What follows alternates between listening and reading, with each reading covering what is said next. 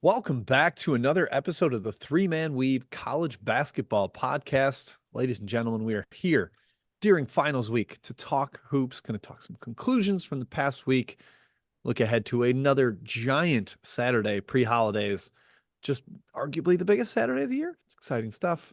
Again, I'm Jim Root hosting, joined by Matthew Cox and Kai McEwen. They look locked in, ready to discuss ball. Kai, how are you doing? I'm good, Jim. I'm very, very good. I was lamenting right before the broadcast started. I don't like this scheduling. I understand it's finals week, but I don't like that we have 7 games on Thursday and 8 games on Friday and then 100 games on Saturday. I don't like it. Give me more consistency. Give me like 40 games a day throughout the week.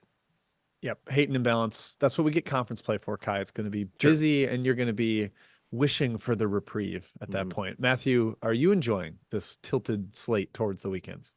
Love it. Always do. Whenever there's fewer games, I'm just a happier individual. It kind of sounds counterintuitive to my affinity for college basketball, but just kind of how it goes. I like honing in on every single game in entirety, not sort of having it lambast me in the face, like every Saturday slate does. So yeah, love it. Here for it. Yeah, it's hard to track when there's so many at one time. It's like I didn't learn anything because I tried to learn about 10 games, so I learned about none. It's an information overload. It's not That's as bad okay. as like the opening day where we have 70 games at the 6 p.m. tip. Like at least we kind of have it spread out now, but still it's just a lot. It is It's a a grind, lot. but hey, college football's ending, so they're coming to us. Come on, fans, come join us. Welcome. Watch some hoops with us. We're excited. This is our 333rd episode, 333. Welcome to that. Kai, we're halfway to the Devil's episode. Wow. Think we'll make it? I don't know. Maybe How we start long? doing 3 a week. How long have we been doing the podcast? 7 years? 7 years? Yeah. So if we're doing this in 2030, we will be at the Devil's episode. We'll be 40 Oh God. years old. I don't like what you did there. I actually Years be young. 41 at that point. Yes. Yeah. This is finals week, so we're a little bit lighter on games, but we've got plenty to talk about from this past weekend where there were a ton of games. So we got a little Roots roundup.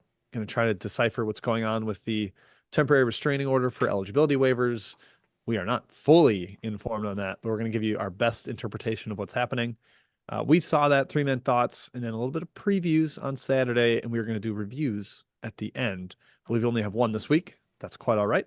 Ryan Bowman, we will give you your love at the end of the episode.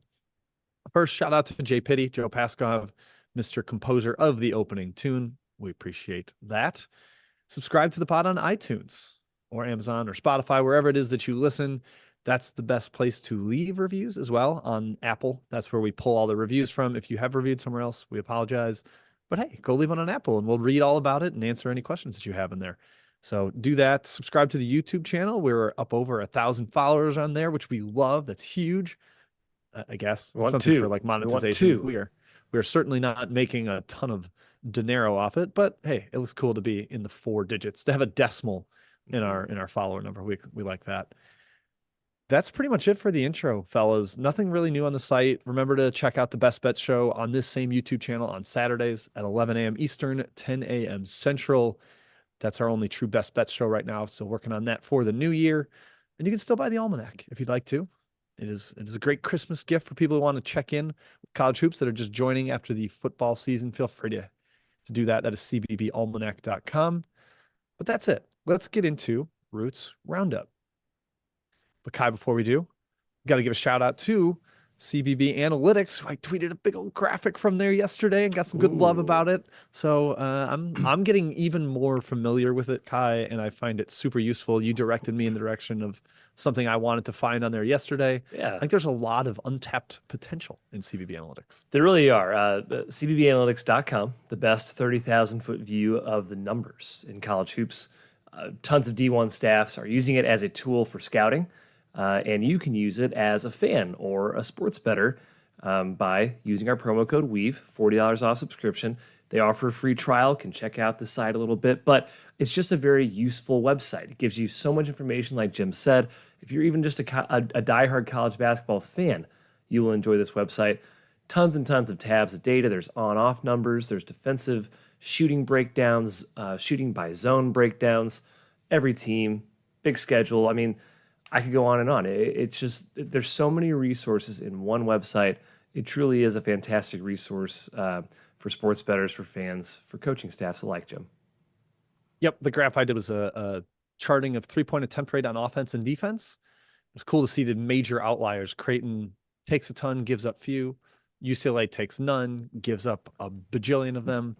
And then you got Villanova, the team of the highest variance in the world, because they take a ton and give up a ton. So that's why they lose to St. Joe's, Drexel, and Penn and beat everybody in the Bahamas and UCLA. That's what happens with a team like that. And you can learn that with CBB Analytics. So check it out.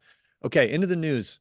As I alluded to earlier, the Court of West Virginia has issued a 14-day temporary restraining order on the NCAA for restricting athlete eligibility. And this is directly hitting on Raekwon Battle's waiver for the Mountaineers. Been trying to get eligible all season.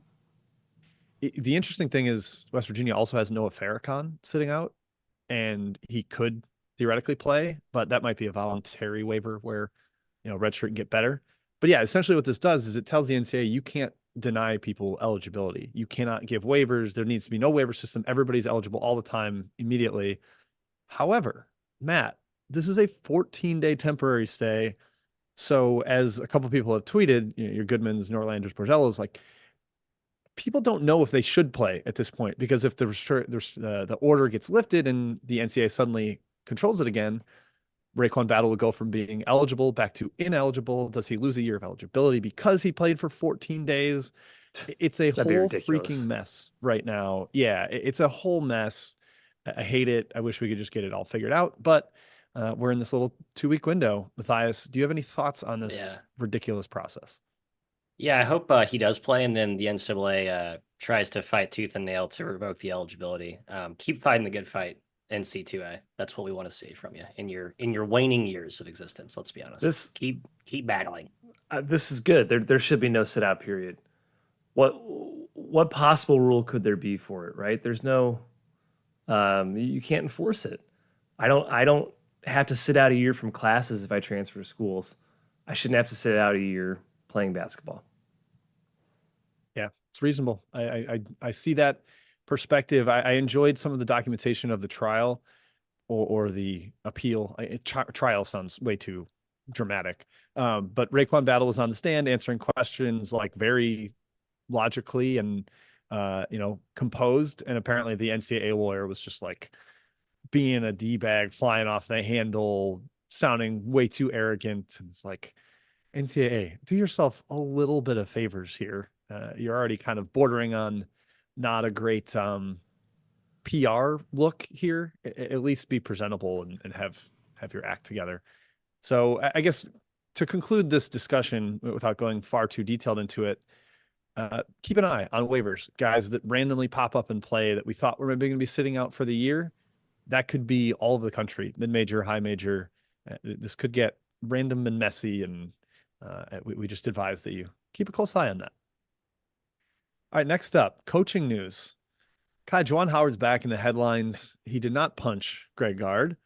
He did not take a swing at a Wisconsin coach, but he did have a confrontation with his team's strength coach. Per Jeff Goodman's reporting last night on Field of 68 After Dark, Jace Howard, the son of Juwan Howard, a player on the team, lost his cool with the trainer. John Sanderson, the strength coach, heard it, said something to the effect of, "That's why culture is what it is around here."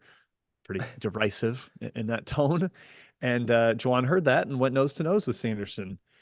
Kai, do you think Michigan has a culture problem? What do you make of this story coming out of Ann Arbor?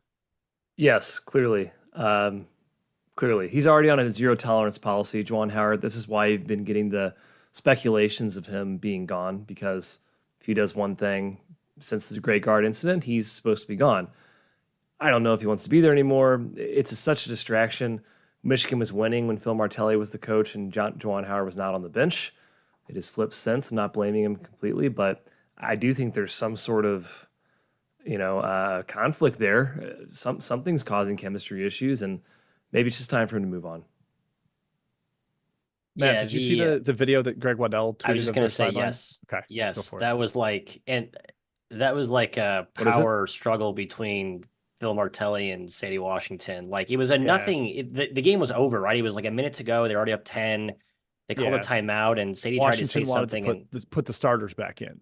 to Oh, like that's right. handle the Okay. pressure. Yep. And Yep. Martelli's like, no, like snap back. It just like they don't look like they like each other on the Yeah. sideline. It's just weird. It's like a lot of combust like explosive personalities. It's funny because like Martelli was saying all the right things in the conferences, like how much Howard has instilled faith in him and how much faith he has in Howard and reiterating that Howard's leader of the team. I don't know. It just seems like all lip service. It's kind of like the same thing we saw on the football side where they put like a cloak in front of all the, maybe not spying, but definitely spying on other, teams stuff. So as John Fanson pointed out, the athletic department of Michigan is under a wild amount of scrutiny right now for a Yeah. place that you wouldn't think, Michigan, upstanding institution, education standards to the, nth degree. It just doesn't really fit reputationally, Jim. It's interesting though. Yeah, I mean, look, Michigan got off to such a hot start. It seemed like they were going to blow away semi-low expectations that they had coming into the year, and they've dipped since. Lost a bye game, lost a home Big Ten game to Indiana. That I think they were like 6 or 7 point favorites in. So it's a weird, tenuous situation at Michigan. I just want John Beilein back. That's my selfish Yeah, desire. we all I'm sure do. Michigan fans would be all about that. Mhm. Quick update on the temporary restraining order. Schools cannot be punished for playing any of the guys in this 14-day period. Good. So yeah, I assume that would eventually extend to like players not losing a year of eligibility. But yeah, they're not going to get like vacated wins or any of that garbaggio. So I would imagine a lot of guys will play in that order. So Like we'll find that vacated out. wins for the tournament selection would be wild, right? Like if you got like a huge Yeah. Q1 or Q2 win, I assume it would be like we found out 5 years from now they took away 2 wins. That's kind of the the snail Yeah. the snail's They pace of can't what do stands that, still, yeah, right. thankfully. But now They we can- know they can't. So, So that's this good. is like immediate. Yeah, it's immediate and until the 27th. Boy, oh boy. I mean, Get ready for madness, Kai. It's betting December market's going to be madness. insane. Yes, they are. Put that much. Yeah. Yes, they are. The final coaching note, welcome back to the sideline. Will Wade, who has finished his 10-game suspension. McNeese State wrapped it up with a big victory over the Mississippi University of Women. That's right. I believe Shahade Wells set out, and they still won by 72 points or something like that. Great. Good scheduling. Way to go. I'm sure that was actually part of the reason they scheduled 4 complete laugher games. But yeah, McNeese is going to continue to be a Southland juggernaut with Wade on the sideline. Congrats, Will Wade, for coming back for a penalty that is allowed now. Yeah, gotta love that. All right, recruiting news. We'll start with Rutgers because they deserve some plaudits and some accolades here and some love. 5-star shooting guard Dylan Harper, the son of Ron Harper, the brother of Ron Harper Jr., number 2 player in the class of 2024, is headed to Piscataway. He said he will only go there if they stop calling it Jersey Mike's Arena. We'll see if they'll follow that. It is the Rack. It's the Rack forever. He didn't say that, Kai. Oh, okay. I wish that was. I was going to say, yikes.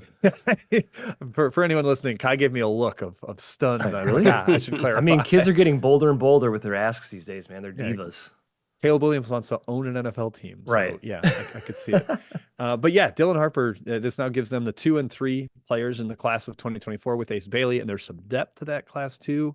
Steve Peichel, known for pounding nails, Kai, playing a little bit ugly, but man, are they going to be talented next year. Yeah. I'm worried there's going to be a little overhype in the preseason because it's hard to rely on freshmen, but I do believe next year's freshman class is supposed to be like more star power headliner. You can win with freshmen. So Yeah. excited to see what happens in New Jersey there. Amazing class with Steve Peichel, who I think we all agree is a fantastic coach. If he succeeds a lot next year, will he get whisked away by a different program? Maybe. Man, don't rain on Rutgers parade right now. They're so happy. Jagged edge or double-sided sword. Yeah, indeedy. And then Matthew, I should go to Kai here, but I'm going to make you discuss it. You being the Mizzou believer who actually bet on Mizzou against Kansas, maybe you Winner. are the truest son of the bunch here. You're a winner. Mizzou got 2025 4-star point guard Aaron Rowe. He's a top 20 recruit. I just want to call him a 5-star. I'm just going to do it. Yeah, he's in that. Some Yeah, he's right places do. Yeah, 5-star recruit. Boom. Aaron Rowe, a local Columbia product, goes to Father Tolton, headed to Mizzou. Matt, the highest ranked recruit since Michael Porter Jr. Tell me why your Mizzou Tigers should be pumped right now. I think our buddy Tom mentioned this. Like it's one of the recruits you guys have been after for like half a decade. Like just a guy who's been in your backyard, who's been awesome. And I would just think psychologically, it's nice to have an awesome point guard from your backyard that doesn't go play for your arch rival. Cough, Dwan Harris, cough. Also you let some key players within the fences slip away. So I think just that sort of what that means momentum wise for the in-state recruiting momentum. Proud of you guys. Happy for Denny Gates, and happier for my cover against KU at the fall. Yeah, there you go. Kai, we're just glad C.Y. Young is not the coach of Temple because that man can recruit. He can, and he's going to leave eventually. He's going to get a head coaching job, but we're going to enjoy him while we can, Jim, and enjoy the recruiting that he's bringing us. That we will. Go Tigers. I know he's 2 years away from being enrolled at school, but I'm still very, very excited about that. Yes. All right, transfer news. Now, this is with the completely unrelated to the waiver argument that's happening in court right now. Naquan Tomlin has committed to Memphis. He would be eligible immediately because he did graduate from Kansas State. He might not be eligible till second semester begins because he's not enrolled at Memphis. So there might be kind of like a snafu there where he can't play until mid-January whenever they restart classes. But Kai, this is huge, especially because Jordan Brown has kind of had whatever is going on there and fallen off the radar, and they thought they might have DeAndre Williams. He's not on the team. So now you get a big, athletic, rangy post guy who can slam all the alley-oops that Juwan Cornerly can throw. I mean, Memphis, the upside. I'm going to make Matt answer if they're better than FAU now. But Kai, what do you think about this one? It's a great get. It's a really good fit. Nice bar by Kai. And they get an arguably a top 100 player, right? Tomlin is very, very good. A lot of people are high on K-State with him and Perry combining. I think it's a great job by Memphis. I also think, Jim, I don't know if you guys saw a recent Fran Fraschilla take on the Tomlin situation. Reckless tweet for Fraschilla to send that. We like him, but horrible, horrible tweet. Hopefully he deleted that by now. But just saying untrue things about Tomlin, his character, sort of, et cetera, et cetera. On the court, Matthew, great get for Memphis. Yeah, I think he like a play the right way, makes winning plays type of guy. Like his talent's undeniable, like his versatility is undeniable, his pro level, potential is undeniable. I like he's a winning player. Like Memphis has a couple of winning players. I question if all of their talented guys are truly about the W's. I think Tomlin is, and I hope he buys in. I love the Juwan Quanerly like players only meetings with some of the guys they had. Like I love Quanerly, always have. I think Tomlin fits in with like the adult in the room vibe that this team is starting to kind of figure out. I think, Jim, cautiously. Yeah. And you said they're not better than FAU, Matthew? You don't believe so? No, FAU is still better. Memphis is really good though. Like both will be awesome. I think second weekend teams in the tournament. FAU deeper, but Memphis. As long as they don't have to play round one like last year. Yeah. Boo, that stunk. The one thing I thought was cool was Kansas State fans were like very like good luck to Tomlin. Like we hope he succeeds. And there's a lot of like shade at their athletic director for the potential power trip that he was on, kicking him out. So I like to see that fondness of a guy leaving and not like hard feelings, grudge type stuff. And Jordan Brown, get healthy. I know you're still sick, so you've been dealing with that for a while. So get healthy soon. We feel for you. The other one is Ali at Akron. He's now actually eligible, whether or not this transfer thing goes through. Could be huge in the MAC race. Matthew, familiar with some of his teammates there, and he's a boomerang. So back again amongst his teammates, back with John Gross. Last time he was there, they made the NCAA tournament and nearly knocked off UCLA. So title favorite in the MAC, Matthew, or no? Yeah, the MAC's been a little bit down, I'll be honest. I think they are by default, not because they've been like overwhelmingly impressive or am I super high. I think Ali is great. I don't think he's like the world beater as some people do.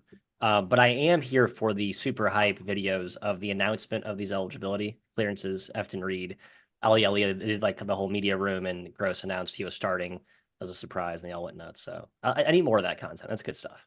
Big fan. That's Kai. We love the awarding a guy a scholarship. Scholarships, videos. exactly. Those are the best. Oh yeah, of course. I was just, I think Ali is a huge impact player in the MAC. He's important. I think he's overvalued personally. I just don't think he's as good as he won't be as good. Man, I just so strongly disagree with So Matt. Like, oh, he's just a guy. all conference player before he went to I Butler. know. I can read his led the team in accolades too. scoring. I know. I get Oh. it. Puts up big numbers. Doesn't. I just think he's not going to fit back in with the team they have at that What? level. He'll be good. He'll be good. What is He won't that? be great. Why would he, of all the guys that wouldn't fit, the one who has played a role for that coach, I think is a Yeah, crazy but idea. roles have changed since he left. It's the same thing concern I have with Tanner Holden coming back to Wright State. Like I Wright just think State's it's different. now the favorite to win the Horizon, Matthew. Yeah, the Horizon's terrible. I think again that's a function of the conference. But anyway, the point is We're I don't talking like relative to conference. Move those goalposts. I Move just- those goalposts. We'll see. I'm sure he'll have a very productive year. I don't think he will be like better than his teammate Enrique Freeman, who's a stud, by the way. But I don't we'll think see he'll how it be plays better out. than Freeman either. But Okay. Yeah, well, I think Freeman's the best player. That's all I'm saying. I think there's a people chance he like, makes them the title favorite in the MAC. Is my point. Yeah, he does. But again, the MAC's down, so it doesn't like impress me. Not impressed. Ah, Okay, Shania Twain. Impossible to impress you. it That's is. I Shania just Twain, don't think right? the That Akron don't team's impress that me great. much. That's my take. The Akron team's not that good. Kai, am I right? What? That song reference? That don't impress me much. That's Yes, Twain? Shania Twain. Boom. Good. Yes. Okay. Fantastic song. All right. Let's move on, guys. That is it for Roots Roundup. We're going to get into We've Saw That. And I have started, Kai, during the week to make notes in my phone of stuff like tonight to remember it for next week because I want to make sure we discuss everything that we should fit into We've Saw That. And we'll start with something that happened last Wednesday. Rasheed Bello of Purdue Fort Wayne blocked a shot with his shoe, which is awesome. It had come off during the sequence of play, and it turns out it is legal by the rule book. He was like, he blocked like a 17-foot pull-up jumper. And I don't know, Wow. does this start a wave of people trying to circumvent rules? I have no idea, but I enjoyed watching this play happen. Who throws a shoe? Honestly, Austin Powers. There you go. One. Hey, nice. Matthew, no, that's fine. I'll make you talk about DePaul, Matthew, because they gave up I don't want to talk about DePaul.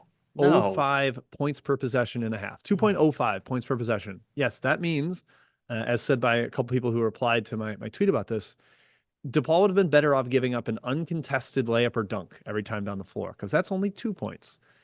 Texas A&M had no turnovers in the first half. They had 9 offensive rebounds and they only missed 13 shots. They were 11 for 18 from 3. I mean, it's just absolutely ridiculous. They had 62 points on 30 possessions. I did the math like 4 times. I have never seen a half more efficient than this guy, and I imagine I never will. Yeah. I just love that stat that you said, or the way to put it. It's like, if you would have just laid down and let them shoot a layup every possession, they would have been more inefficient than what they actually scored.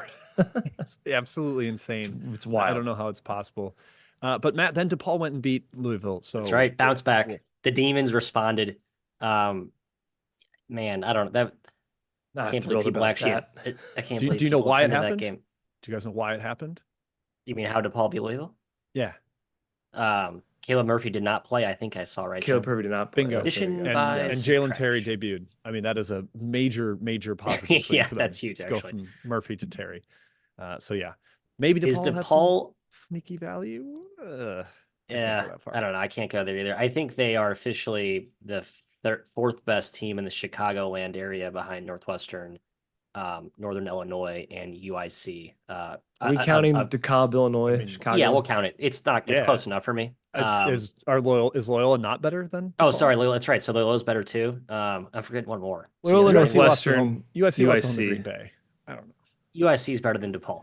I think UIC is also better than DePaul. Yeah, they probably are. And Right. not the version without Murphy and with Terry. Yeah, maybe. All right. Yeah. Next thing we saw that a school record at Minnesota, 17 assists Wow. for Elijah Hawkins, transfer from Howard. I believe he only had like 2 points, was facilitating like crazy against IUPUI, who is truly hooey. Really bad. Again. Yeah. I mean, they're nightmarish. Minnesota's down 2 starters, including Dawson Garcia and Braden Carrington, and they still won by like 35 against IUPUI and set school records. Bad news, but we'll make this positive. Hat tip to Elijah Hawkins, Kai, who is very fun to watch, even when he was at Howard. Clearly looked like a guy that belonged at a higher level when he was there. Yeah, Minnesota's kind of good, guys. I wouldn't be super confident without Garcia, but they've done fine without him. They're solid. They're scrappy. I'm with Kai. I can think we- they are a respectable Big Ten team for once, the first time in Ben Johnson's tenure. I agree with that. Can we get that to a Q1 road win for Mizzou? Get in the top That'd be cool. 75? Wow. Could be. Let's do it. Yeah. Come on, It's probably Gophers. borderline right now. Yeah. Yeah. All right. And not many buy game upsets to hit on, and we try to keep it to teams that are expected to be good. So we're not going to dunk on like UAB losing a buy game or something. But USC lost to Long Beach State, blew a big lead in this game, lost in overtime. The bigger story, Matthias, was Bronny James' debut. And I mean, we're not going to do a giant segment of we saw that or three-man thoughts about him, but did you see anything exciting? I mean, he had the chase down block that, of course, evoked LeBron memories. I do think he can really help them, but USC has now sunk down to the edges of the Enfield zone once again. I love him as a winning player, like just plays the right way, unselfish, defends. And Jeff Goodman pointed out, like the ball doesn't stick when he touches it. So I love him as the inclusion. I can't stand the excessive reporting of, Bronny James has just sat down after a 4-minute shift for 3. We need to get past that at some point. Obviously, game 1 debut, but big picture, pretty wild that he was just on the court after the whole heart scare. Crazy, rooting for him. Like him, was dealt a pretty tough hand in terms of the spotlight and magnification that'll be on him all year, Kai. But I like him. He's a winning player. I think he'll help this team. I mean, dealt a tough hand. You're LeBron James kid. Cry me a river. Sorry, tough hand. You've been dealt the best hand in the world. It's a pretty good hand from that way, but tough hand in terms of just you're called a McDonald's All-American when you're not a McDonald's All-American. Yeah, it's unfair. That's my point. It's unfair pressure for how good he is. Like he didn't ask for that. He's not a 5-star recruit. He's an off the bench guy. He's not a one and done. He's a solid D1 player. Yeah, it's like the Jordan kids were never quite this level either. No. And the expectations were sky high. All right, that's it for we saw that. Let's get into three-man thoughts. I'm going to kick it over to Matthew, who has kept his thoughts under wraps from the other Weavers here. He's got him on his own little notepad. So Matt, surprise us with what direction you're going to go in first. First and ad. Oh, an ad. Kai. An ad. Thank you. Home field. Gotta shout out our boys at home. Without our Best Bets Daily Show, we got to get paid, fellas. So we're going to shout out Home Field Apparel. Makes great collegiate apparel. Schools of all sizes. Yes, they have Slippery Rock. You ever heard of Slippery Rock? Well, look them up. It's a really cool mascot. You can get them on a shirt, on a hat. A lot of dad hats. Mizzou dad hat is out now on the site. Looks pretty good. I'm tempted by it. The bomber jackets they have are dope. I'm tempted by them. I own 10 Mizzou home field shirts.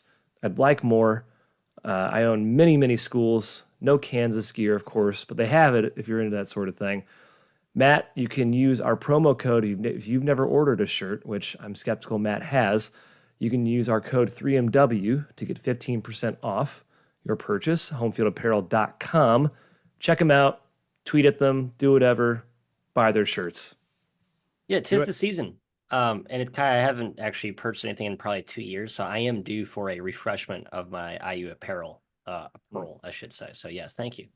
I just bought 2 new shirts, including one I promised I'd buy like a year ago. I bought a Southern Miss shirt because I said I'd buy one for them winning my 200-1 Sunbelt ticket. So I've got one of those on the way. And my brother doesn't listen to this, so I can say that I bought him a SLU Dad hat. He doesn't listen to our show? No, he does not. That's a cool hat, by the way, the SLU one. We do Secret Santa in my family. I have a lot of siblings. I say, home field apparel shirt, here are the list of schools I already have. Choose whatever. It's very fun. The bomber jackets are awesome. They are. They are terrific. All right, Matt, three-man thoughts. Hit us with your first one. We're going to Mr. Coxinator first. Yep, I got the broad strokes in there for you guys so you can start to mull over your reactions. But the main thing that's been in my mind the last week has really been one team. But then as I thought through it more, it's really been one family. And the Pitino family and what Christmas around the hearth will look like with an absolutely jovial Richard Pitino and a very grumpy and angry Rick Pitino. A tale of two teams, a tale of two tones. The Lobos, I am loco for Lobos. I don't think I can say any more positive things about that team from what I've seen. I think they've kind of climbed into the favorite in the Mountain West conversation, Kai, question mark? I'd say they're in the conversation. I would not call them the favorite, but they're in the Colorado State's probably the favorite right now. I did see, I think, I want to say when we were doing our BetMGM thing, both New Mexico and Colorado State were 2-1, and San Diego State had fallen to 3-1. So that's crazy. But that's where we are. And I kind of think that's apt. And I love this Lobos team. As I've mentioned, they're not with they're down Jamal Mashburn right now, but I think they're like just fine. The guard depth that they have. You gonna just drive Mashburn to the airport so that Donovan Dent continues to play 40 minutes? I'd drive him to the end of the bench and then tell him to come off and play 15 solid, fun minutes a game and expect nothing more because, yeah, I am. Yeah. Because getting him to accept that. Yeah. Because okay, Jamal Baker is still playing college basketball. For those you don't know, remember the Kentucky recruit that's been hurt his whole career, went to Fresno. He's now healthy and just draining threes for this team. They had this like linebacker guard, True Washington, 6'4", a freak defender, can make shots. They picked up the he's what's his name's uncle, Ty Washington's uncle, Ty. Thank you. Yes. Uncle. Yep. Which is crazy, by the way. Yeah, sorry. I actually had not processed that until just now. Thank you, Kai. They also got Isaac Mushila from Texas A&M Corpus Christi, just a stud defender, does everything, rebounds. They have JT Toppin, Obi Toppin's bro. Nope, not related. Nope, not related. That's right. But plays like Obi Toppin in terms of just a freak athlete of sorts. And they have Rick Pitino's Castaway, Nelly Jr. Joseph inside. It's just a great team. And on the other side of the coin, the St. John's swoon, this is where I'm torn on what you guys say. Has it been overblown? Like the quotes that we're hearing from the camp of Rick Pitino saying, my team can't take scouting. My team is helpless defensively. It sounds very, the sky is falling, but like when you really step back, I mean, they're 6-3. They've lost to Michigan, Dayton, and Boston College, but like Boston College is like maybe the best Boston College team we've seen in a decade there, honestly. They did beat Utah. Their resume's fine. They're not in danger. Like that's what I'm saying. I think it's fine too. It's a teams weird. Stop raining threes on them. Suddenly things look a little better. Like teams are making almost 38% from deep. Like their 2-point percentage defense is solid. They're not forcing. It's been pretty good. Yeah. Rate, but yeah, I just don't like when I watch it, Matt. It looks leaky, and a lot of these 3-point shots scattered. Are wide open. Yep. And that's what Pitino's kind of complained about. So I sort of get it. Their shot selection is a little iffy. Like they take a lot of crappy shots. They don't really get to the foul line for a team that should, as athletic they are. I mean, they have the number 1 offensive rebounding rate in the country, but I think that's sort of aided by their own shitty shot selection in a sense. All this to say, I think St. John's is fine. It certainly feels like that program's in disarray relative to these insane expectations. What I'm hoping happens is there's increased trials and tribulations throughout the conference play. Rick Pitino sort of puts his St. John's hat to the side. He becomes a behind-the-scenes secret consultant for Richard Pitino. And what we have is a Richard and Rich co-coached team with awesome talent that can just make a deep, deep run. And I like this narrative that's shaping up here. So be loco for Lobo with me. That's my advice to the listeners. Might as well at this point, with as well as they're playing. Kai, go to you, and I'm going to close the blinds before I get attacked by the sun. Yes. First of all, I hope we don't see another Lobo collapse. Remember, they were 14-0 last year, 18-2, 5-2, and then they crumbled and didn't make the tournament. Right. Valid point. I'm hoping that doesn't happen this year. I think they're better this year, but they were good last year as well. Quick thought here. Big Ten home court, not a big deal anymore? Question mark? Kind of struck me as I've seen these results, come through the last few days. Home teams aren't dominating in the same fashion they were last season for the Big Ten. Now, it's early. Small sample size. We're still in December. This could totally flip once we get into the grind of conference play. But home teams, 6-6 against the spread, just 7-5 straight up. So road teams are winning basically as much as home teams in the Big Ten. Reasons? I'm not sure. More parity, I suppose, in the meat of the league, I'll say. I think Purdue has clearly separated itself, and they did ironically lose on the road to Northwestern. But every other team is pretty tightly knit right now. And Rutgers and Iowa, two of the teams with, I would say, two of the best home court advantages in the conference, they haven't been great this season, especially Iowa. So the home court has gotten a little bit worse from their end, kind of affecting the overall conference results as a whole. Matt, theories? I have none. The league's just weird this year. I just think nothing from a trend or data perspective is going to be explainable with just how, I would say blah and uninspiring the league is at large. Yeah, I think that's kind of what it is. Like watching Iowa lose at home. It's like, well, this Iowa team's not very good. Yep. They lost at home to Michigan, who lost at home to Indiana. Well, Michigan's not all that good. Like, I guess you're expecting the home court atmospheres to lift these teams, but yeah, it hasn't really been the case so far.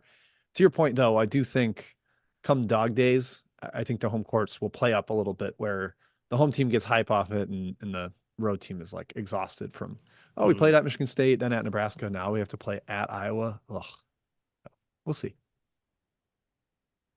That's my thought. All right. My first thought, I'm going to try to make this somewhat recurring, a little weekly winners and losers segment, just to make sure we get the teams that have had big weeks or down weeks a quick mention.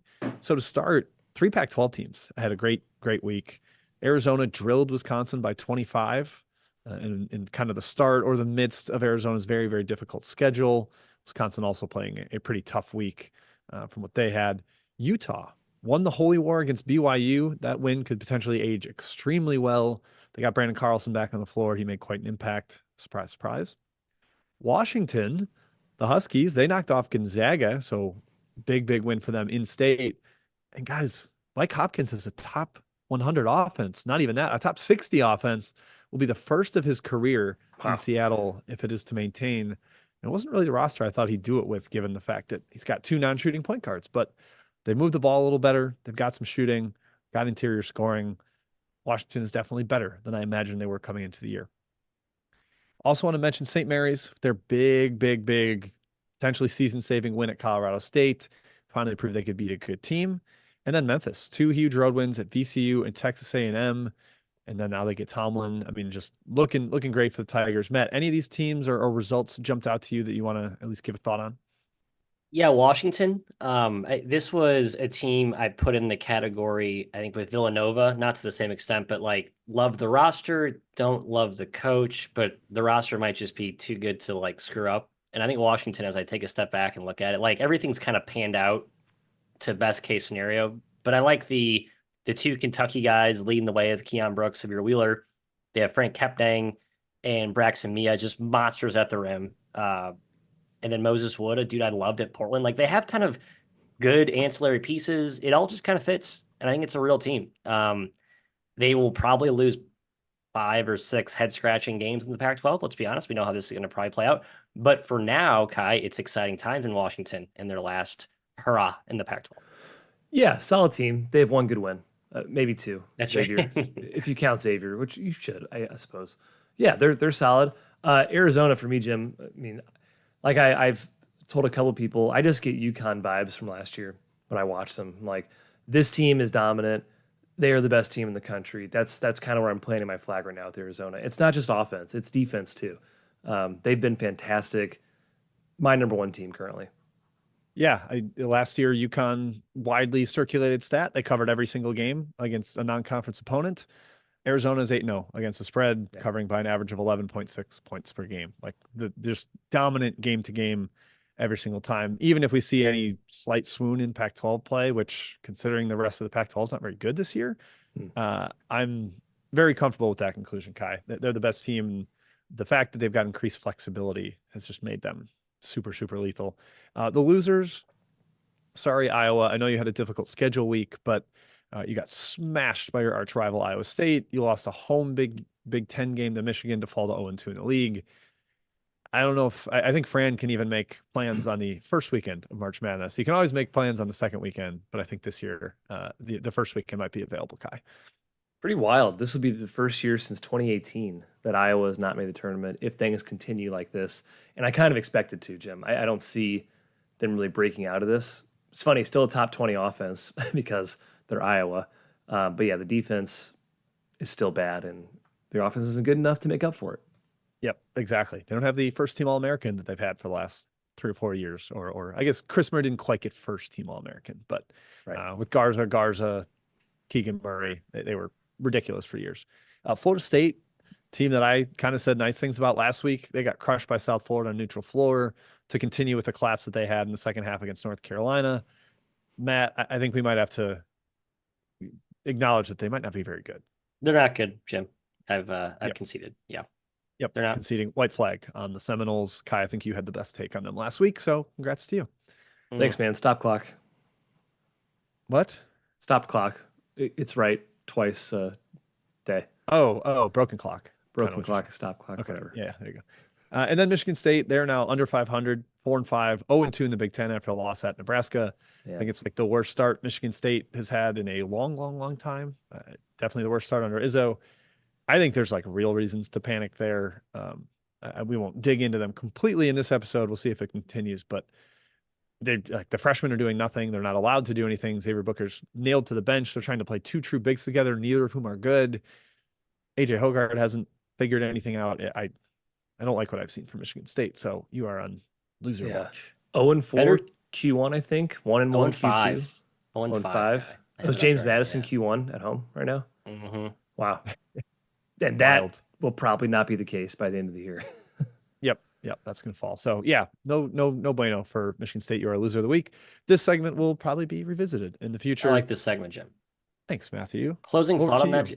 Better chance of making the tournament is Michigan. Like I thought it'd be a close, fun debate, but it's very much Michigan right now, right?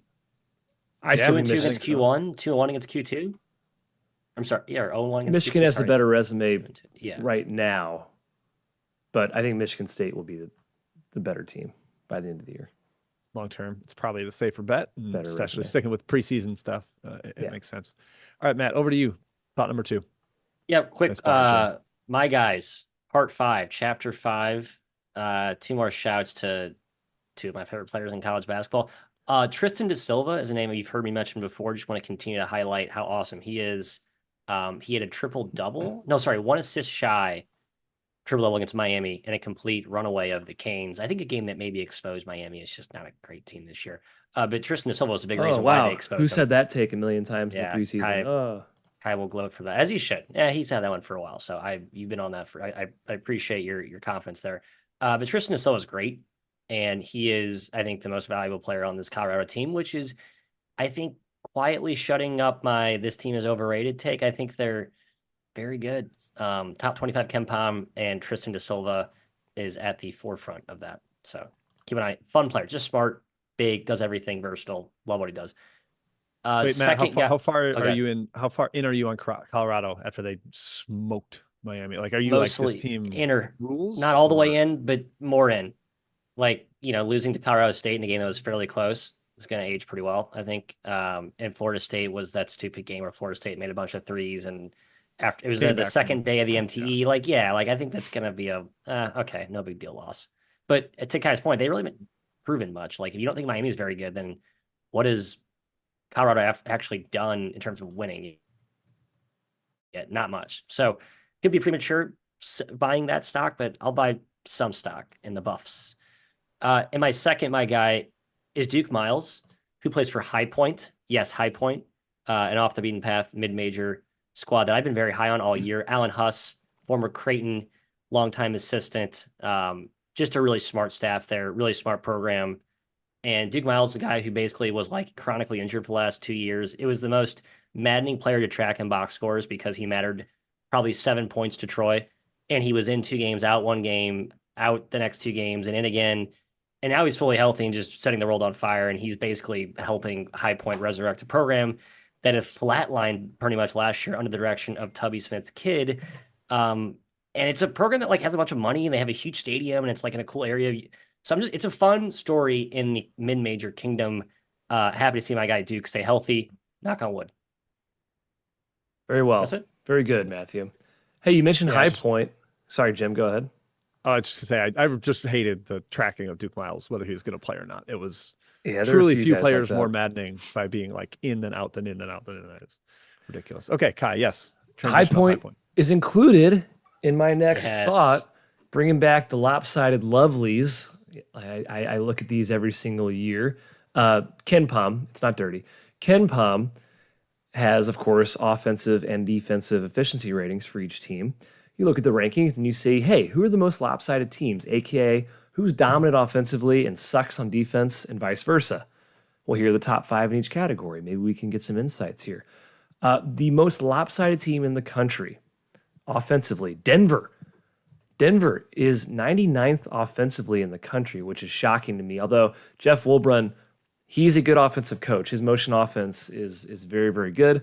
Defensively, they've never been good. 326 nationally, a 245 ranking difference. Wow, pour one out for Denver. They were never good defensively under Billups. Like, why can't No. anyone in that city play defense? It's weird. Oh, So- quick tidbit there. They hired one of Cornell's top assistants, I think, this offseason. So if you like that They- offense, I yeah, think they that have sounds right. parts of that this year.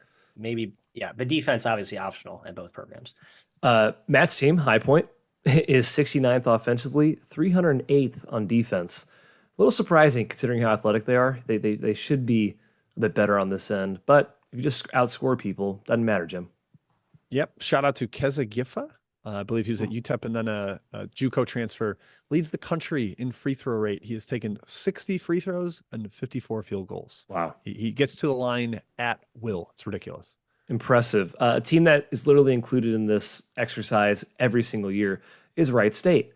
62nd on offense, 290th on defense. It is the same old story with Wright State. They're awesome offensively. They're just not good defensively. Are we sure they're the favorite in the horizon? I want to push back on that discussion earlier. They're the betting favorite. They're at the top of Okay. the odds board, Allison. So, Matt, Who would- maybe you have a betting opportunity there. Who would you say is the best team? Youngstown is a better team. I think Oakland's a better team. I kind of think Northern Kentucky because they always suck in non-con, but they're just like, oh yeah, we're good in conference play. I think they're probably maybe better. We'll see. Go bet Northern see. Kentucky then. I bet there's value on them. Is there? Let me check. I disagree that Youngstown is a better team. Youngstown's better. Youngstown's really good. I think they're good. I wonder how much of this is like personnel because like Scott Nagy has not always been a terrible defensive coach. Like they were a top 100 defense in 2021 at Wright State. Oh, yeah. They used to be but kind of the opposite, right? Yeah, Yeah, you had but Loudon then- Love. That was it. Yeah. Yeah. But now last 3 He's, years relying on Calvin and smaller bigs, Mhm. shooters, and yeah. Nagy said completely he's like overrated. Bob Ritchie. He recruits offensive skill. So he's always going to be trying to play catch up with defense. You kind of have to accept that trade-off, I think, in how they recruit and develop. More of a surprising one to me is Oral Roberts. They are 78th offensively, 287th defensively. This is a new coach, Russell Springman. He was on staff with Paul Mills. Continuity there. They've been pretty solid as a dog. On the road, they just covered against Texas Tech, took Oh, Kansas how dare you State. bring that up. Wow, you were on Texas Tech? I was. They got up 19 and then folded. Yeah, I almost took Oral Roberts just because they've been awesome as a dog. I didn't do it, so it doesn't matter. It doesn't matter what I almost did, Matthew. But yes, Springman's done pretty well there. I think they're going to be a real player in the Summit. Top 3 for sure. No And the Connor North- Vanover. No Connor Vanover. No That's Connor it. Vanover. Yeah, that really affects the defense. We don't have the Summit League Player of the Year in the middle. Arguably the worst defensive, or Defensive player excuse of me, the the worst rebounding team in the entire country on both ends. They get smashed on the glass every night, but they can shoot. McBride is a phenomenal one-on-one scorer. His isolation numbers are great. Yeah, he's very, very good. And then finally, offensively, Northeastern, 109th offensively. Hey, Bill Cohen kind of getting it resurrected there a little bit on that end after several years of just, what are we doing? This is not Northeastern. But 331st on defense. That's still their downfall. Might be a tough year for them in the Colonial. I've lost a lot of Northeastern unders this year because I just didn't believe they were going to be this horrible defensively, and Yeah. I was wrong. Yep. Defensively, the most lopsided team in the country, period. More lopsided than Denver is UTEP, a team that is usually included in this section as well. 67th on defense, but 315th on offense. And boy, if you bet on a team like that, it is frustrating to see them go stagnant for hours and hours, Matthew. Yeah, it is. It's maddening. It's not something I'll ever tune in for again. So I talked to Coach Joe Golding for the Almanac this hot season. He was so convinced that they'd be better shooting the ball, and they are not. They are 23% from beyond the arc this year, 63.5% from the free throw line. Like very arguably or very likely the worst shooting team in the country. If you watch Maryland, this team might be a worse shooting team than Maryland. hey, they Yeah. put up 120 and 123 in their first 2 games against McMurray and the University of Arts and Sciences. Made a lot of shots then, but then just Sure kind of did. back to the old 14 of 31 from the free throw line, 5 of 22 from 3. It's the same story. Fordham can be very frustrating to bet on. Their defense is great, 74th in the country, but their offense is 310th. And that was kind of expected to a certain degree, losing Quisenberry from last season, but it's become a huge problem. And betting them as a large favorite is just kind of hold your nose. Good luck to you. It's been kind of gross to watch them play offensively. Yeah, they lost Matt's boy Khaled Moore. Was maybe supposed And to hurt Moore. him a little more Yeah. defensively, but And Moore. yeah, they got no scoring, It's No. it's scary how much they're reliant on Mador, the UTSA transfer. Yeah. St. Peter's, 101st defensively. The defense has not gone away since Holloway left. Bashir Mason still holding it down, but 329th offensively. The Metro Atlantic, the MAC, not a fun conference to watch overall, especially this season. Bryant is 98th defensively. What? And 319th on offense. Not what I expected this season at all from Bryant. Also kind of explains why their overs have not been as good this season. We'll put it that way, because they cannot score. 53 points against Cincinnati recently. Not pretty. And then finally, Merrimack, a team that's always here as well. 130th on defense. Fantastic, gross matchup zone that Gallo uses to confuse everybody. And then 331st on offense. No Jordan Minor this season. Even when they had him, they weren't very good on this end. So Merrimack, you are included in the lopsided lovelies. They're going to be there almost every year that Gallo's there. Yes. It's just what they've got and what they recruit, I think. Indeed, Jim. And I pass it to you. All right. Thank you. I'm going to shine a spotlight on a couple rising mid-majors. I'm actually going to start with the team, Kai, that has surprised me in terms of its makeup in an offense versus defense split, and that's St. Joe's. They have been much better defensively than I thought. Rozier Fleming is like this crazy switchable monster in the front court. And you put that with a bunch of guards that can score with Lynn Greer and Eric Reynolds and the freshman Xavier Brown. I've been really impressed watching them. Like, they still do some maddening, dumb things. They take some weird shots and turn the ball over. But the fact that they actually defend, and a lot of this is without Essendoko, the monstrous center. Mm-hmm. I'm almost okay with that. It's made them more switchable and less susceptible to dribble penetration. But yeah, I mean, I like just the versatile lineup they've got. They've got a lot of pieces that can do different things, and that makes them flexible and able to win in different ways. So shout out to the Hawks with what they've been doing lately. Beat Princeton, knock them off. Yeah, their backcourt gives them a chance to win every game. Literally. Yep. Yeah, and then, I mean, their resume, you look at it like, okay, you lost to Kentucky in overtime. Yeah, we accept that. Mm-hmm. They've got a win over Villanova, win over Princeton looks pretty good. They've got a couple tests coming up with Iona and at Charleston that could continue to see them ascend. Now, two others that I wanted to highlight here. There are plenty of mid-majors that are great, but just ones that I wanted to look at. Grand Canyon, now 8-1 after wins over San Diego State. That was with Ledee. And then at Liberty, a really, really impressive win against another fantastic mid-major. Only losses to South Carolina, so they've got an outside chance at an at-large. South Carolina's been pretty good. Their last big chance for a solid non-conference win before WAC play starts is against Matthew, Louisiana Tech. Next team on my list here. Our Bulldogs. The Bulldogs, also really, really good. They don't have like a headlining W at McNeese State, probably doesn't count there, so you can't say any sort of like at-large implications, but they've dominated in-state foes. They're 9-2 overall. Their defense is top 25 in KenPom. Hello, Daniel Bacho and his dominance at the rim. And Matt, how good do single-digit losses at Colorado State and at New Mexico look? I mean, those are great efforts from a mid-major team. I hope is the league good enough to at large bump them? Probably not. Yeah. Unfortunately, no. Like Liberty not winning after we thought they were going to be awesome stunk for them. Like, they really kind of hit a tailspin, lost 3 of their, but yeah, so that's tough. 3 of last 4, yeah. Yeah. Yeah, just not giving, like, beating Liberty isn't going to have the same kind of like cachet as beating like Florida Atlantic last year, or even somebody like UAB or North Texas. So probably not gonna quite sit in like a Q2. But that game, that conference race has now turned into a really, really interesting one where they're both projected to go 12-4 atop the league. About a week and a half ago, it was like a 2-game Liberty win, but Louisiana Tech has continued to rise. So just wanted to acknowledge them. Bacho is one of the best players in the mid-major ranks. And I'm excited, Kai. I've got a CUSA ticket on La Tech. I hope they can get there. Hey, I do too. Hey, that league stinks. League stinks. Outside of those two. Yeah. Even Western Kentucky, who I tried to like this year and still do a little bit. They stink. Yep. And there's a very weak bottom to it. All right, Matt, that's my thought. Let's go back to you. One more for each of us around the horn here.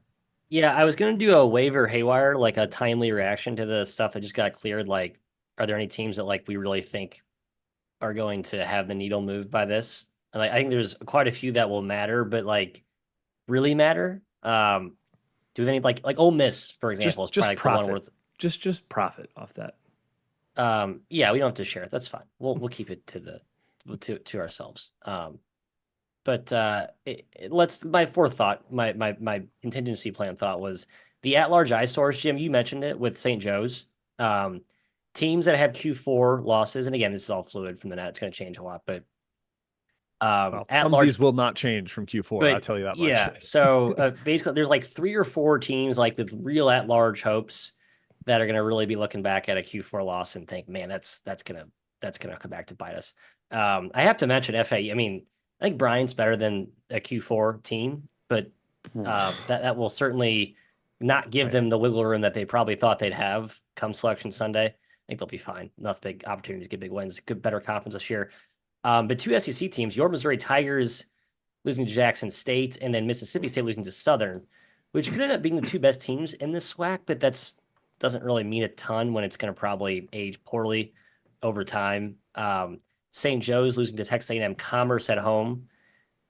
And then UCF lost to Stetson. UCF's not really like a true at-large.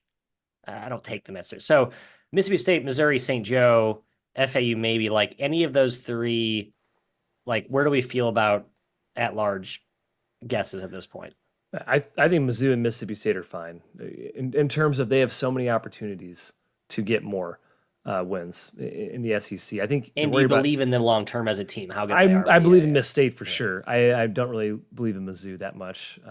Sorry to my Tiger brethren, but St. Joe's, yeah, they would have. We talked in the chat.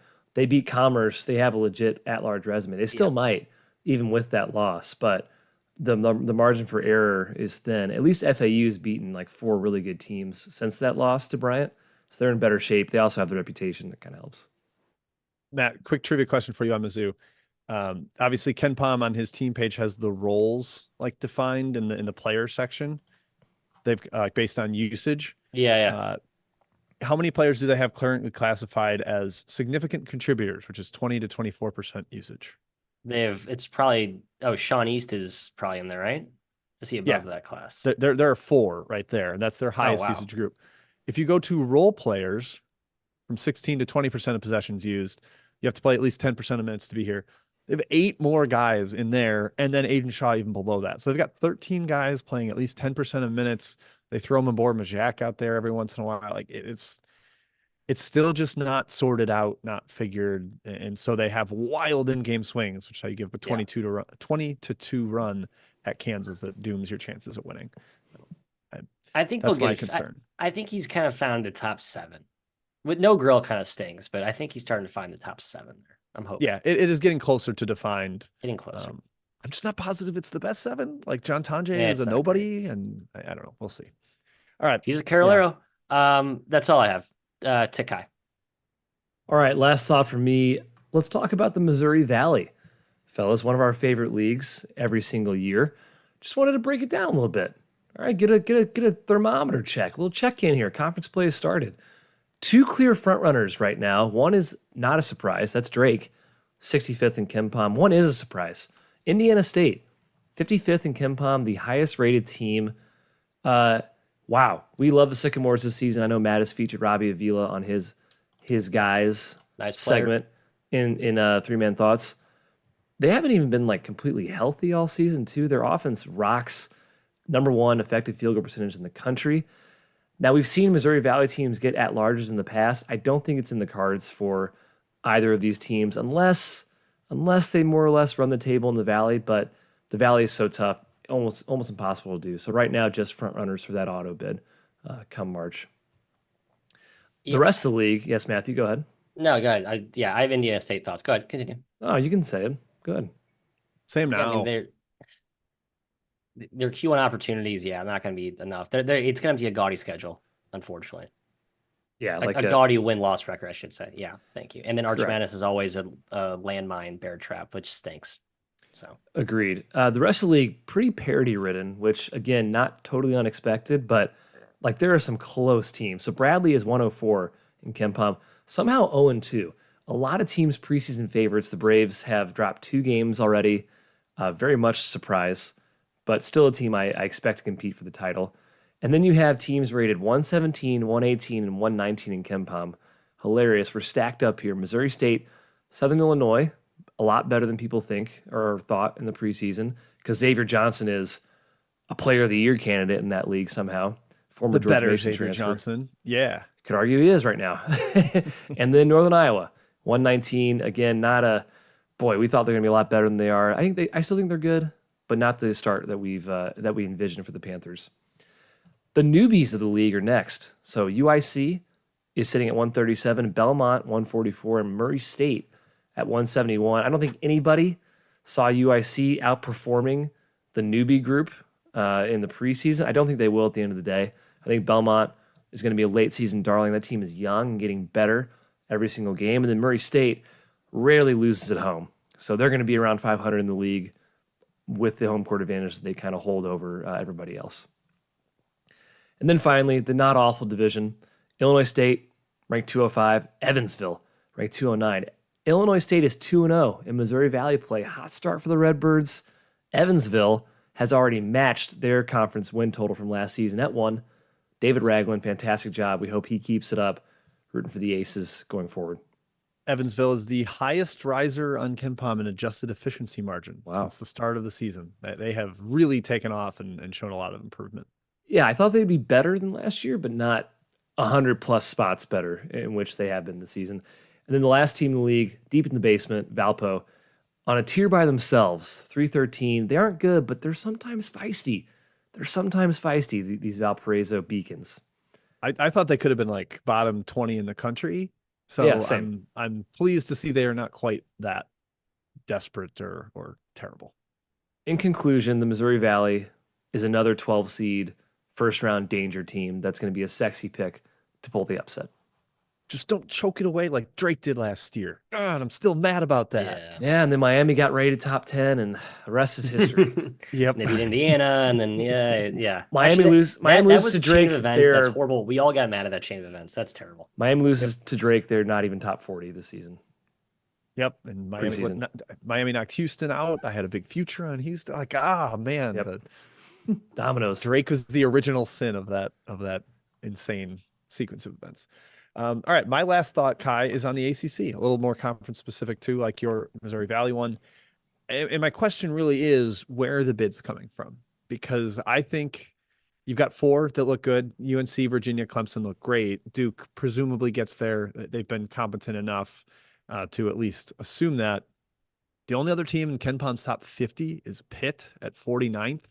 They've lost all 3 top 100 games so far, including 2 at home. It's like missing some real big opportunities there. And this also tells you that there aren't win opportunities elsewhere in the league. Like Miami is now outside the top 50. They've gotten clobbered, boat raced by the only 2 really good teams that they have played so far. Apologies, Kansas State. Maybe that's a solid neutral court win. Yeah. But like, where does the 5th, 6th, 7th even bid come from? Is it Virginia Tech? Is it Miami? Is it Wake Forest? Now they have Efton Reed eligible.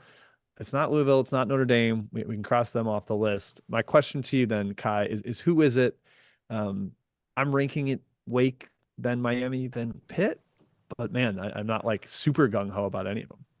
I mean, I know I just did a tangent on Miami, but I think it's Miami. Okay. They do well in conference play the last several years, even when they haven't been great in non-con. It's kind of the same typical ACC story we've seen the last couple seasons where it just hasn't been a great league. I love that Clemson's actually legit this season. It's not like last year where it's like, hey, good ACC record. No, they're actually very, very good. I'm sure one of these teams will get a 10 seed and make a run in the tournament. Everyone will say, see, you said the ACC sucked all year. They don't. I think you look at the ACC right now, you pull the country, they will say it is not a very good league outside of the top couple teams. Matt, where's how many bids right now to you in your mind, and who are they coming from outside of that top 4? I was gonna go 5. I think Wake can make a climb. I think that's Wake's the I'm one still I like. bullish on. Yeah, I mean, I'm Miami, sure, but Kai, I agree with your first sentiment, not your most recent one. I still would choose Wake over Miami generally. Just I think more upsides there. So you don't think Miami makes it, Matthew? And Kai, how many bids? I think 5 total. 5 total. I think Kai, how many Miami's bids in at this stage. Five bids. I think Miami's got a better resume right now than Wake. I also think Agreed. Miami's better than Wake. I don't You know. would think- I you think think Wake's Reed. I think better? I'm going Wake with Efton Reed in there. I think they're better. Man, I don't know. Yeah. Four. All right. No, four. We I have a don't like either 2-game team. sample I'm going size against 4. Rutgers and NJIT with Efton Reed, who I think is Yeah. great, but Yeah. Yeah. Hey, Kai, it's a I'll it's go a bet 4. on him. I'll It's a take bet Wake. on him Yeah, more I'll take, than it is a. oh yeah, I don't know. I agree with There's a that chance. part. There's a chance neither make it. There's a chance both make it. My point is, ACC has a very soft middle tier that has not really ascended the way that the middle of the SEC or the middle of the Big 12 has. So, not as many big wins to go around. Yeah, definitely. Ugh, All right. gross. Yep. Gross indeed. All right, that's it for 3-man thoughts. Let's get into some quick game previews before we get to our final one review from the pod reviews. Friday night, UConn. This is the headliner, headed to Seattle to take on Gonzaga. Semi-neutral game, really semi-home for Gonzaga. Big time battle in the paint. You got Klingon and Samson Johnson on one side, and you've got Ike and Ben Gregg and Braden Huff and Anton Watson on the other side. Kai, it's probably decided by the backcourts, and the best guard on the floor is on UConn. How about that? Yeah, Tristan Newton might be the best guard in the country. That's how good he's been playing. He's like a triple-double threat every single night. I'm really impressed by UConn. Not a hot take statement whatsoever, obviously. Most people have seen them play by now, being the national champions. Yeah, I'm not fading them. That's kind of my new policy on UConn. Not fading them. Really like Gonzaga as well this year, but I don't want to bet against the Huskies, Matthew. Yeah, I agree. I'm not going to. I think the spot, everything kind of sets up for Gonzaga here to get that big breakthrough marquee win against a team that, I don't know, we've been told is hurt, but doesn't look all that hurt. They seem pretty damn healthy to me.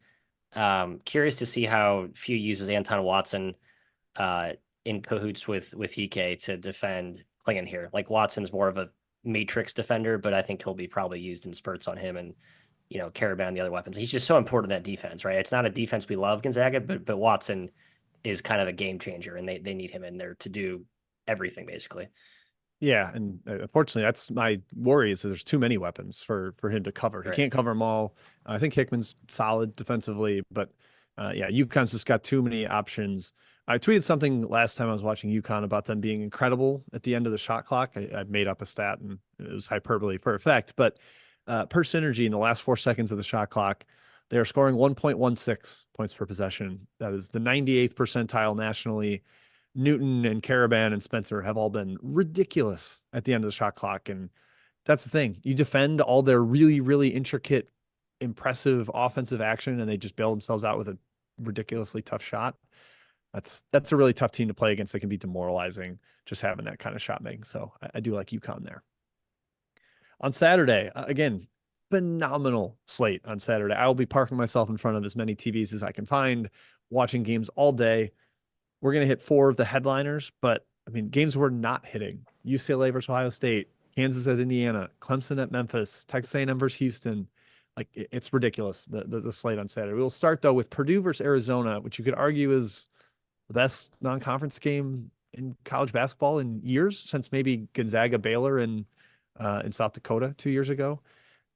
Matt, Purdue Arizona. I think we all agreed we think Arizona's the best team in the country. Seeing Purdue -2 per KenPom is a little eye-popping. Any breakdown on this matchup for you? What's the most important angle? I like Arizona here. I think the angle is going to be how Lloyd defends Edey, obviously. Like, that's kind of the angle in every Purdue game. And I mentioned this on VEASAN this morning. Like, you just need to watch what Northwestern did. I think Chris Collins has the playbook to defend Edey. You have to commit pretty seriously to doubling him, even with like the horses up front that Arizona has. Like, you can't go straight up, even with Ballo, who's an absolute beast. You can't go straight up with him. You have to at least send doubles, make other guys beat you, scramble around, and kind of play with, like chickens with your head cut off the whole time on defense, and then outscore them on the other end, right? You have to exploit what they can give up in the chess match, score efficiently, which Zona can definitely do. I'm taking Zona here. I know it's my second game where I'm going against the quasi home team per se, but I think Zona wins this game. Yeah, it's in Yeah, Indianapolis. Yeah. The quasi home is significantly less than home, I would say. Yeah. First of all, is this game on Peacock? Yes. Yep. Subscribe. That's a problem for me. Subscribe. I don't have Peacock. You want to hang out with me, Kai? I got it. Subscribe. That sucks. I should find a bar. Let's go to a bar. Yeah, I'm watching Yeah. Premier League football and Twisted Metal, the show. That's right. I got Peacock. I love Twisted Metal, the game. growing up. That was fantastic. Arizona for me. You can't guard ED1. Fine. It's an amazing game. No, I'm saying the show. The show. Oh, the show. Yeah, I expect it to be just fine. Matt mentioned you can't guard him straight up. Arizona can get pretty close. The closest team, I think, in the country, pretty much, in guarding him straight up with Ballo. I like Arizona. We'll break it down more on Saturday, but that's where I'm going to go with it. Yep, I definitely lean your way. Just it's weird to see 8-0 against the spread Arizona as an underdog. Again, if we're cycling back UConn comparisons from last year, like imagine UConn being an underdog in a non-conference game. Right. Kentucky versus North Carolina in Atlanta. This is part of the CBS Sports Classic, along with that UCLA versus Ohio State game. Man, a couple of blue bloods out there. Kai, this just screams points to me, given that both teams like to run. I know Kentucky's got Aaron Bradshaw in the mix, so they actually have some semblance of rim protection and interior heft. But I still think this is a pinballing up and down game. Maybe first to 85 or 90 wins this thing. Yeah, and Bradshaw actually played well last game. Double against Penn. It's Penn, but still a good sign after Wilmington debut was not great. Hey, Kentucky sneaky does not have any good wins. They beat Miami at home. That's it. And they could be sitting with losses to St. Joe's and Wilmington. So, they beat St. Joe's. They did beat St. Joe's. I know, but they could be sitting there with losses to St. Joe's and Wilmington. So people got excited about the Kansas game when Kentucky was unconscious, and I think are crediting them with being a lot better than they actually are right now. I don't like betting on Hubert Davis, Matt, so I'm probably going to stay away on this one. But I agree with Jim. A lot of points. Probably stay away betting standpoint. I think over. I think this game is an absolute shootout. If UNC presses Kentucky, which they have a couple times in recent games to kind of spark their defense, which has been very shaky at times, I think this game is just a fun one to watch. I have zero insight as to who wins this one. But Kai's right. Kentucky has work to do. Like, I think we're all excited about how good they are and how good they can be, but they haven't really put enough W's on the table yet to get all the way to crown them, I guess. Yeah, but this is the type of game where Kentucky plays well. It's not the young guys sleepwalking or not overlooking UNC Wilmington or St. Joe's at home, getting down 10-2 to Texas A&M Commerce like they did. I imagine you get the most engaged effort from a very, very young team there. Next up, Baylor versus Michigan State in Detroit. I know Michigan State fans are kind of afraid of this game, and hey, you probably should be, because Baylor is way more figured out than you right now. I think their guard scoring is going to be really tough for Michigan State to handle. I know that the defense has been solid for Michigan State, certainly been the strength of their team, but Baylor can just shoot over the top of you. They can invert the floor. I think Ray J. Dennis can post up, whether it's Akins or even Hogard inside. The Dennis post-up game is going to be tough to stop. Matthew, I know this is another semi-home for Michigan State and Detroit, but I like Baylor.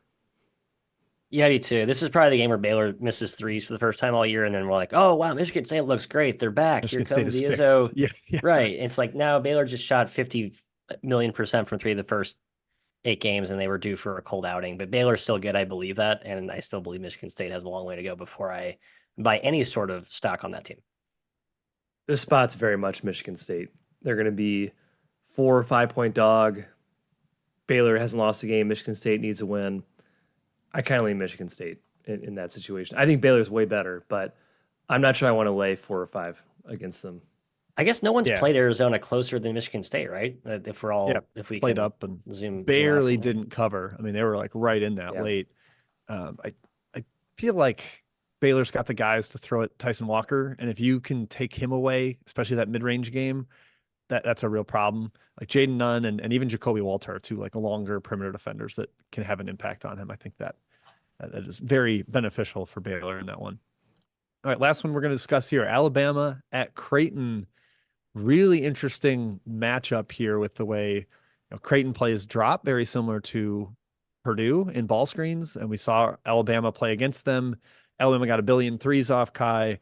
Creighton gives up 0 threes. They are swarming at the line. They do not want to help off of shooters on the wing. They want you to try to challenge Kalkbrenner at the rim and see if you can score over him or take mid-range J's. I tweeted that graphic from CBB Analytics, and somebody pulled a clip from a Creighton press conference after Iowa where McDermott, or maybe it's Colorado State, McDermott was like, they made a bunch of mid rangers.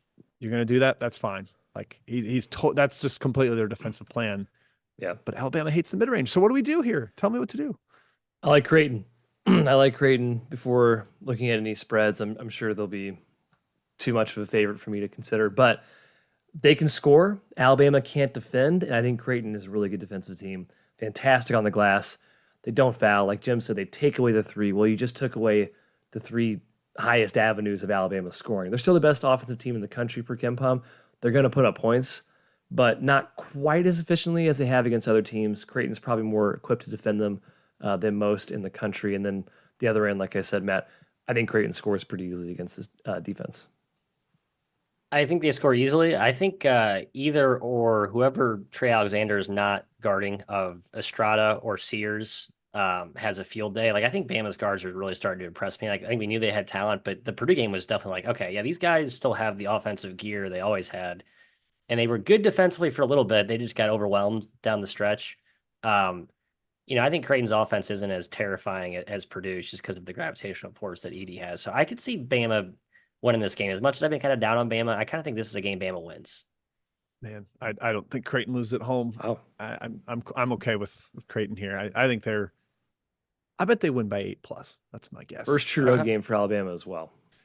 Yeah, that's kind of an interesting schedule spot there too, Kai. First true roadie for Alabama, but they've had a week off, whereas Creighton's going to Vegas and back during the week. Just like not super great for them, but I'm comfortable with Creighton. I just think they're categorically better, and that matchup thing can frustrate their ability to take threes. And we know Alabama hates shooting mid-range jumpers. It's going to be a weird war of shot selection in that one. All right, that wraps up previews. Kai, let's do our review before we send the people off on their way on this fine Wednesday. All right. Thank you to Ryan Bowman, courtesy of Instagram DM. He rates the show on Spotify, so unable to leave comments. So appreciate that he left a comment in the Instagram, the DM, slid into DMs. So he says, hello, longtime fan. Left a 5-star review on Spotify. Fantastic. Thanks for keeping up the good work. Has a question that might require some serious research in the offseason. In the age of up transfers, anecdotally, sometimes skills and production translate seamlessly, and other times all conference guys at lower levels settle into more of a support role or flop entirely. Would be curious to know some statistics of how often low major D2 NAIA and JUCO guys are able to translate to higher levels of play, and if sometimes it takes some time to adjust versus immediate impact. Understand it might be a project, but yada, yada, yada. Ryan, good question. Thank you very much. I'll just give my 2 cents really quick on this. Number one, almost impossible to figure out entirely because it just seems to be a bit random sometimes. Overall, I think JUCO guys take a bit longer to adjust to D1. You usually see them pop more in year 2. I mean, just look at Tyan Grant Foster, right, at Grand Canyon, for instance. There's multiple examples of that across the country. I think the really good, the All-American level player of the year level guys at D2 and AIA are almost always going to be a factor at their up transfer destination, depending on what level they go to. And the low major guys, Jim, it seems to be hit or miss, frankly. Some guys are amazing at higher levels and future NBA players. Some guys just crap the bed, and we were kind of scratching our heads wondering why. Yeah, I like the idea of looking at it on certain like archetypes. Is a shooter more likely to translate up than a guy who needs to get to the free throw line and is able to do it against a lower level of athleticism? That is kind of fun. Something that I would definitely want to check out. And of course, agree with your take about JUCO guys always seem to take an extra year. And I'm not totally sure why. And I guess probably the drastically different competition level, but some guys are good enough to do it. Just takes them a little bit. But yeah, I'm intrigued by this question, Matthias, and the idea of looking at it on different statistical measurements is something I want to look at. Yeah, I mean, how would you D3, D2, NAIA, JUCO rank those 1 through 4 in terms of competition pool? Is that an impossible task? I'd probably say D2, then D3, then D3, then JUCO. JUCO D3 is like kind of same tier for me. I don't know. I think it really That's depends. sort of what I felt. And NIA is below that, but the range of those are so wide, so big, right? The pool is huge. Like Riley Minix, Morehead State's best player this year. Yeah, he's top the national player team. of the year. The best NAIA has to offer. He's been really good this year, D1. I mean, that's like one reference point, but like I think you're right. The top 5 dudes NAIA can play at the D1 level, but like you get lower than that, I think you're you're grasping for straws. Yeah. That's it. Well That's said. it. Thank All you right, Jim. for the review. We appreciate it, Ryan Bowman, for doing that. And yeah, if you're not reviewing on Apple and you want to slide into DMs on Twitter or Instagram, we totally accept and appreciate that. That's it for this week. Thank you for tuning in. Again, Best Bets show will be on Saturday at 11 a.m. Eastern, back on this YouTube channel. If you're listening, it is the 3-Man Weave YouTube channel. So check that out. Looking forward to seeing everybody there, hanging out in the chat. For now, that's it. Enjoy the very quiet week of hoops, and we'll see you on Saturday for a big, big, big slate.